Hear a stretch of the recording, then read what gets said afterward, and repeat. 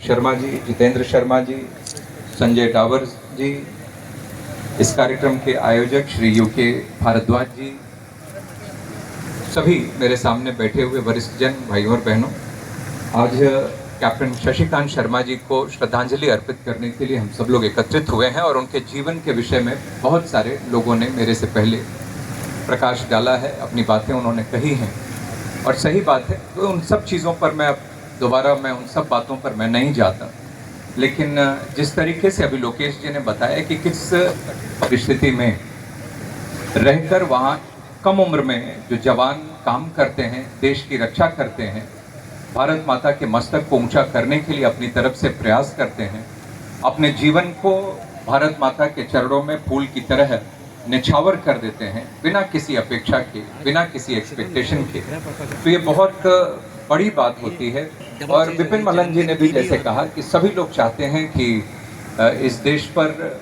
ये बलिदान देने वाले लोग तो हों, लेकिन अपने अगल बगल ही हों, ऐसा उन्होंने कहा।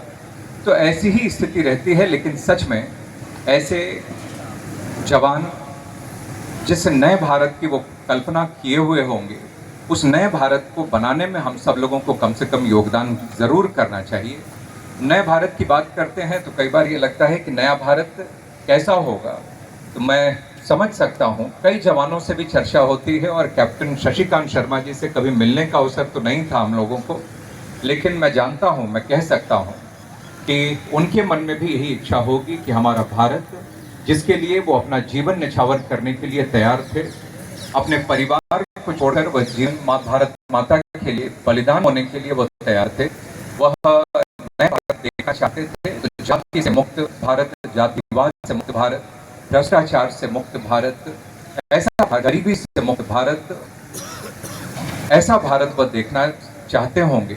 तो हम सब लोगों को भी ये आज के समय में उनको श्रद्धांजलि अर्पित करने के साथ साथ ये जरूर ये करना चाहिए कि ये सिर्फ आज का एक कार्यक्रम, एक औपचारिकता मात्र ही ये कार्यक्रम रह के न रहे, बल्कि अपने जीवन में हम सब लोगों को भी ये संकल्प लेना चाहिए कि जिस भारत की कल्पना,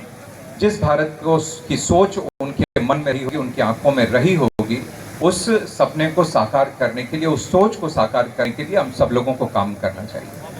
हम अपने तरफ से ये प्रण करना चाहिए कि जो कदम हमारी तरफ से उठेगा वह उसी नए भारत को बनाने के लिए, उस नया भारत को बनाने के लिए ही हमारा वह कदम